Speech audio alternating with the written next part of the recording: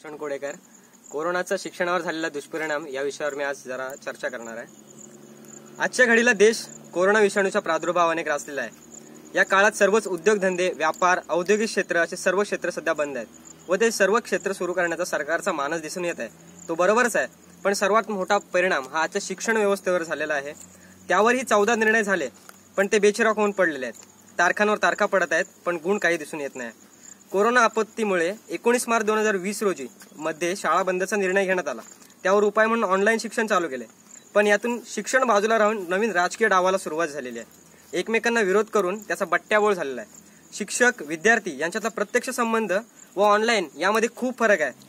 शिक्षणामुळे बालकांमध्ये आत्मनिर्भरता, सत्याची बाजू मांडणे, साहित्यिक, लेखक, कवी असे अनेक गुण निर्माण होतात।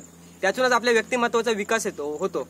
पण ते विषय सध्या शिक्षणातून वगळलेले गेले आहेत किंवा या कोरोना परिस्थितीमुळे ते नष्ट होण्याच्या मार्गावर आलेले आहेत।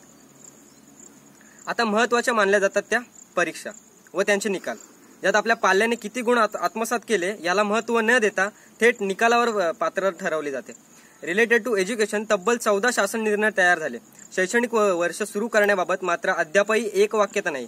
शाळा सुरू करण्याबाबत मुख्यमंत्र्यांची ऑनलाईन परवानगी, उपमुख्यमंत्र्यांचा कोरोना संपेपर्यंतचा नो स्कूलचा प्लॅन आणि शालेय शिक्षण मंत्र्यांचा 1 जुलैपासून शाळा चालूचे आदेश असा राजकीय गोंधळ सुरू झालेला आहे।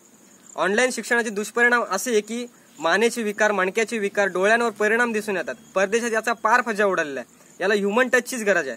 शिक्षक व विद्यार्थी यांचा जवळचा संबंध असून ते त्याच्या अभ्यासक्रमाबरोबर शारीरिक, मानसिक आरोग्य, सवयी, कौशल्य आदी विषयांबद्दल ते जाणतात। परीक्षा व निकालांचे इतके महत्त्व निर्माण झालेले आहे की परीक्षा देणारा विद्यार्थी त्याचे शिक्षण व ज्ञानार्जन अतिशय दुय्यम झालेले आहे। त्यापेक्षा ज्या मुशीत त्या मुलांना ढकलले जाते त्या साच्याला अधिक महत्त्व दिले जाते।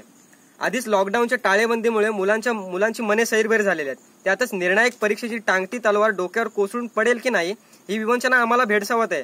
याचे निर्णय घेणाऱ्यांना थोडे तरी भान आहे का? जर भान असते तर घोळ झालाच नसता, 14 निर्णय पडलेच नसते। विविध पदांवर बसलेल्यांनी आपल्या अधिकारांचे थोतांड माजून मुलांना बैचेन केलंच नसते। अरे शिक्षणामागची मूल कल्पना कोणती आहे? एक समाजाभिमुख व समाज उपयोगी नागरिक बनवून तयार करणे ही कल्पना कोरोना काळात गायब झालेली आहे। हा मोठा शिक्षणावर झालेला दुष्परिणाम आहे।